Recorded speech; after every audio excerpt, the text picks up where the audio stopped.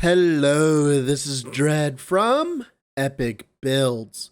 In today's video topic, we'll go over my Lightning Swipe Beastmaster.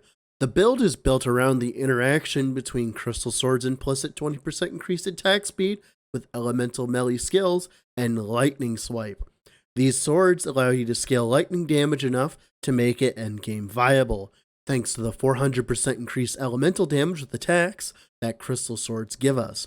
We also get to build around one of the strongest affixes in the game, Shock, as well. So one of the weaknesses of Crystal Swords is the fact that the implicit flat physical on the weapon is not elemental damage. So if you solely focus on elemental damage, i.e. put elemental flat on your prefixes, your damage scaling is inefficient, as while you're trying to scale elemental damage, you're not scaling the base physical on the swords. We solve this by Aspect of the Shark stacking.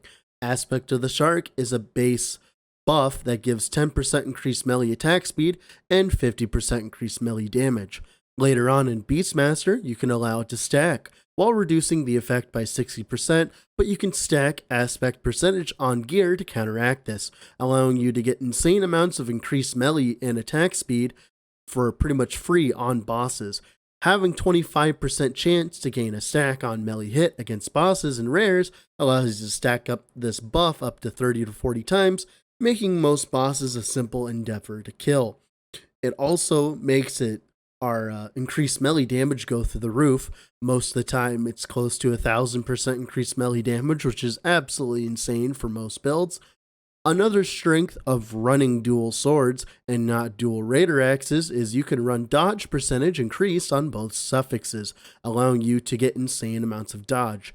Ever since they changed dodge to scale linearly, it is a lot more efficient the more amount of dodge percentage you can get, obviously, because the more amount, the higher you can stack, and the higher you can stack, the more linearly it will go up. And just off your Maelstrom stacks, the flat dodge, you can get to 60% dodge with literally just standing still, which is absolutely insane, as that allows us to stack Aspect of the Shark stacks on bosses without fear of dying, because we dodge, and what we don't dodge, we leech back thanks to Swipe and all of the DR that Beastmaster has available to it. And with that being said, let's get into the build, shall we? Here we are in game with the build here. The name is I'm an Abyssus Doge. I'm not going to explain that. So pretty much the main idea of this build is we're utilizing the interaction between Lightning Swipe and our Crystal Swords. So what's going on here is we are turning Swipe into a lightning skill. So we grab 1 point into Stormclaw here, which will every 3 seconds add lightning damage to our attacks, which will make it lightning for that attack. And that's not consistent enough. So you grab a point into Umjal's Guidance, which just adds lightning flat, which will turn lightning swipe into lightning forever. And you get a very cool VFX as well, which I really enjoy. Now, why this is strong in this current patch is because they release weapons called Crystal Swords. Now, Crystal Swords are a new base of weapon. Now, they give us increased elemental melee attack speed. So pretty much it has to be a melee weapon with attack, like a melee weapon that's elemental. So for instance, this is lightning, so it's elemental. Now, the increased melee elemental damage, that only applies to the flat of the damage. That doesn't matter if you're running like a fizz skill or not. It only cares about what kind of flat damage you're doing. Now, that alone isn't enough to make the build function, but we are also utilizing Aspect of the links to scale our crit into the late game. So we're using a Doge with some added flat melee health regen. I found that even with tier 2 and with the current tree with all of the health regen, it's enough to actually make him immortal for most of the content, especially for bossing, which is good enough in my opinion. Now, we're just going to go over the skills real quick here. So for Swipe here, we take 1 point into Stormclaw, 2 points into Umjal's Guidance Travel, so that we can grab 2 points into Storm Scour. So since this build is based on bossing and not on clearing trash, we want as much penetration as possible because this number does not get diluted unlike shock does. So shock is an ailment that provides -5 lightning resistance per stack, but since we're utilizing since we're attacking bosses, that gets reduced down to 2% per stack. While lightning penetration does not get affected by if it's a boss or not, hence why it's so insanely strong, especially for this build. Then, of course, we take 3 points travel into Aspect of the Panther, gives us a decent amount of increased damage, and then we can grab 3 points into Wild Calling. So, I've had issues trying to figure out what this node exactly does, but from what I've seen and from what I've played around with, it is literally just an extra auto attack. That's all it is. It's literally 3 extra auto attacks. I'm unsure if they shotgun or not. I don't believe they do. But yeah, it's just an extra auto attack. So just treat this as an extra auto attack. And since we're attacking so fast, especially with the aspect of the shark stacks, we get insane amounts of these. So this is pretty much chance to deal double damage, which is insane. Then we take 2 points travel in the Way of Hunt. The health leech here is absolutely insane when combined with everything else we have, making us very strong even if we take a hit, making us very tanky. 4 points into Wingarian Reach for the area, as we want as much area as possible so that we can hit as much as we can on the screen, because Swipe normally has a very small AoE. 1 point travel into Culling. Culling's actually useful though, because a lot of bosses, they end up, we end up killing them very quickly thanks to our Cull. And then 3 points into Trapper for the hit damage versus slow enemies, so we get 60% more damage. We are utilizing Maelstrom, and we are turning it into Cyclone for the Fizz, so we are getting slow chance from here. So anything that's nearby us while we have our Maelstrom up is automatically slowed, which means we get that more damage boost. Now for the next skill, we're utilizing Warcry. So we take 2 points travel into Staggering Roar, 1 point into Kinetic Scream, 2 points travel into Shredding Howl, then 1 point into Shallow Breath. This is so that our Warcry has a 50% cooldown, so we can spam it as much as we can. Then 1 point into Apprehend. I was having issues where I would knock back enemies outside of my range, because if you place on your totem, you have your range here where you get the tether, which is a lot of increased damage, and you don't want to lose it. So what happens is if I do this and then Warcry, they'll get pushed out of my tether in my area. So I actually went for Apprehend instead, so that I actually suck in enemies. This is very good against bosses as well, as it allows you to manipulate their position so that you can keep killing them. 1 point into Juggernaut travel, 1 point into Berserker. This is a lot of melee physical flat, but it's mainly so that we can put 3 points into Brutality, so we can put 3 points into Fury Strikes for an additional 60% attack speed on bosses. This gives us enough attack speed in the beginning to start scaling aspect of the shark stacks. Then 1 point into Breath of a Terror travel, then 4 points into Whirlpool so that we cast 4 Maelstroms whenever we Warcry at a 50% reduced mana cost. And why that's important is because we really want Maelstrom. So we take 3 points into Whirlpool for the longer duration, so it lasts longer. 3 points into Sleet Footed for the dodge rating. This is absolutely insane. If you can tell from here, we get an insane amount of our flat dodge just by existing, thanks to our Maelstrom stacks.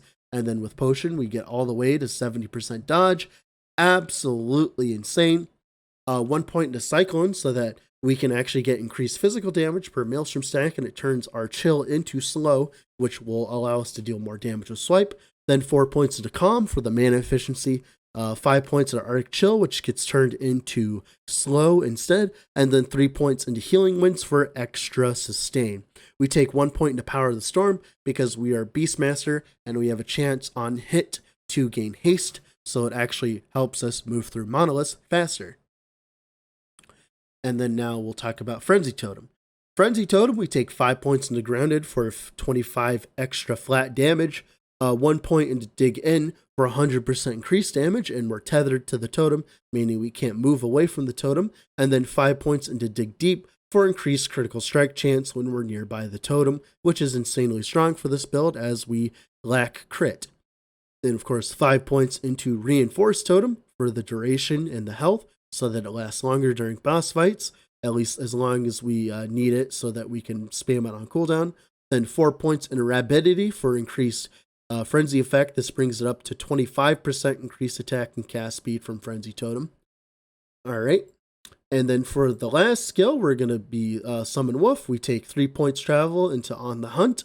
3 points into Call of the Wind. Gives us haste whenever we use our Wolf Howl, which doesn't really matter because we have haste on hit, but still extra haste uptime is better. 2 points into Battle Cry so that we get the Howl buff duration, so that the buffs from Howl actually last longer. And the reason why is because we take 1 point travel into Victory Howl, then 2 points into Snarl, so we get increased melee damage for the duration of the Howl. Like I said, our damage is split between flat lightning and flat physical, so we definitely want as much increased melee as possible.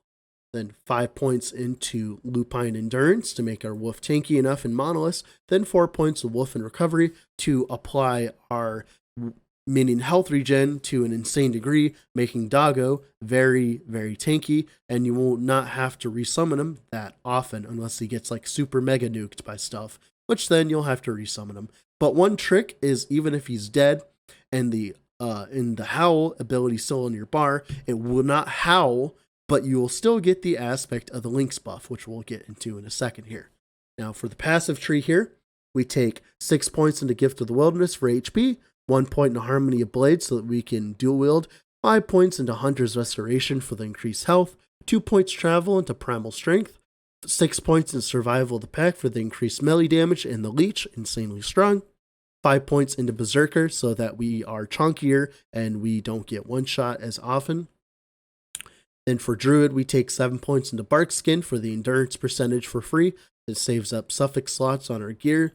Then, of course, 8 points into Earth Sign Strength, so damage taken from nearby enemies, negative 16%, which is insanely strong for this build because we're always nearby enemies. 4 points into Boar Heart Travel, so that we can get Aspect of the Boar. 5 points into Call of the Pack for the extra flat health. 5 points into Porcine Constitution for even more damage reduction granted to us by Aspect of the Boar, absolutely insane. 2 points into Primal Strength. Normally, for most builds, you run 3 points in this because you want the 10% chance to actually gain Aspect of the Boar, but we attack so often that we actually have this up all the time, even at 8%. Then 5 points into Hawk Wings here for the increased dodge and the chance for haste on hit. You could probably put more points into this later on once you get to the max level. 1 point into Life in the Wilderness so that my endurance also applies to your companions, so that my companion is even tougher, so that he does not die, because you don't want him to die, because you want to be able to pop the Aspect of the Lynx buff. 8 points into Viper Fangs. We don't care about Aspect of the Viper at all, we just care about the increased melee attack speed. Very strong for us. Then, of course, we take 8 points into Cry of the Lynx. This allows us to get Aspect of the Lynx, which is another 100% increased critical strike chance. Then 6 points into Serrated Claws, which adds 60% increased critical strike multiplier to Aspect of the Lynx, meaning that whenever we stack Aspect of the Lynx here, we get 330% crit multi instead of 260. Absolutely insane. Also gives us an insane amount of crit, getting us all the way up to 82% crit chance instead of 64. Absolutely insane for us. Then now for Aspect of the Shark stacking system, we have 5 points in the Circle of Life, so we have 25% chance on kill to get an Aspect of the Shark stack. This is our only way of getting Aspect of the Shark stacks while killing mobs, like clearing mobs, which is nice because a lot of our build is built around this. 1 point into Dragon Slayer, so that Aspect of the Shark chance to hit is against rares and bosses as well, which is the entire node this build is built around, so that we can actually end up killing bosses and stacking a bunch of Aspect of the Shark stacks. Then 8 points to Ocean's Maw for the increased effect and the increased duration, absolutely insane for us. And then 1 point into Freeding Frenzy. It makes it so that Aspect of the Shark can stack, but we get less Aspect of the Shark effect, which is counteracted by all the effect we get, especially on gear as well. We take 1 point into Natural Bond so that we can actually make our companion even chunkier. Now for nodes, you could probably grab after this when you get to level 100. One thing I was messing around with was Rending Maw, as Each stack of aspect of the shark grants us armor shred, meaning that once we are at like 30 stacks against a boss of aspects of the shark, we actually end up reaching the armor shred cap if we have all 5 points into this, making us deal about like 60% more damage against in-game bosses, which is probably a very good idea. That's it for the passives. Now for the gearing here, we on our helm, we have life, aspect of the shark effect, endurance, HP. For our amulet, we'd have crit multi there instead of the damage over time. We have the mana regen, the frailty, and the dodge. Obviously a very bad amulet. On our weapon, we have melee crit, melee elemental, dodge percentage, and shock chance on hit. It's very important that you have the crystal sword base, as that's what this build is entirely built around. Our chest, we have, this should be on a wild armor base with the movement speed, but sadly I wasn't lucky enough to get it on that base. You want aspect of the shark effect. You don't want dexterity, you actually want vitality, because you want as much HP as possible, so you're chunky. And of course, increased dodge rating, and then increased HP. Then for one of our rings, we are running a Siphon of Anguish. Now, a Siphon of Anguish with about 25% increased Doom effect, pretty much what that means is we have a chance to stack Doom, and it stacks up to 4 times, increases melee damage taken by 4%, but with the effect, it raises it up to 5%, which stacks 4 times, so we get about 20% increase damage enemies take, which is absolutely insane. It's just a 20% more damage modifier just for a ring slot, if we don't have any other increased damage taken sources. Then for a belt, we want, for that prefix, you want mana regen, or you want minion health regen. Dodge rating on potion use, very strong. Critical strike avoidance, because we're capping with the blessing. Then hybrid health. Then for our other ring, you would probably have crit chance, mana regen, endurance, and lightning resist. For the gloves here, I'm running engraved gauntlets right now because I got the void res blessing from Rai, so I was actually able to swap out to engraved gauntlets instead to cap our endurance. Instead of that intelligence, you'd want attack speed, then crit chance. Instead of that physical res, you'd probably eventually want some HP instead, because I'm running it right here. We don't have enough fizz res on here to make up for the fact that we're losing fizz here. So eventually you can upgrade these. Then for the boots, we're running Solarum Greaves with movement speed, vitality, life, and life. Instead of that flat HP roll, you can go for a percentage dodge, which would work. Then for the Spirit Catcher, this is very important. We want the plus to swipe, because the more levels of swipe, the more lightning pen we get. So getting a +2 to swipe is insanely strong for this build. Also gives us percentage increased melee damage, which is what we're lacking. Then flat minion health regen, insanely strong for our dog, makes it so he's virtually immortal in most situations. And then res. For our idols, I have determined that the best outcome for us is to get as much increased aspect of the shark effect as possible, while also getting the chance to cast Maelstrom every 5 seconds. Why is this? Well, most of our flat dodge is coming from Maelstrom, so it actually can get us to higher amounts of dodge by having this many Maelstrom stacks. So if we have extra Maelstrom stacks, we can actually get up to higher amounts of dodge. So having a bunch of these would probably be very beneficial. Just stack a bunch of these. Now you would want like some aspect of the shark duration as well. I was testing around with that. You definitely want some duration, as the longer aspect of the shark lasts, the better. And then of course, I'm just running like HP. This is an insane idol. You could probably end up running 2 of these. Aspect of the Lynx effect isn't that powerful. It is strong, but it's really strong at like capping your crit. But if you have enough crit, you don't really care about it. And of course, aspect of the shark effect. Now, for our blessings here, the most important ones, we have Void Res from Rai, so that we can actually open up suffixes on gear. We have Critical Strike Avoidance from Reign of Dragons, so that we can open up even more suffixes on gear. We are running Fizz Shred from Dear God, Reign of Winter, mainly because we are running Shock here for our melee lightning flat, but we don't have any like fizz pen or anything like that. So this actually lets our physical damage do a little bit more damage. Then, of course, you have increased dodge from Loki. I actually got low rolled on this. You can get up to 70% increased dodge. Absolutely insane, though. And that's pretty much it for blessings. And that's pretty much it for the build. Sorry that it isn't like insane amounts of quality, but I am in the middle of moving. The more quality will come back eventually. With that being said, thank you all for watching and have a wonderful rest of your day wherever you're at, and bye.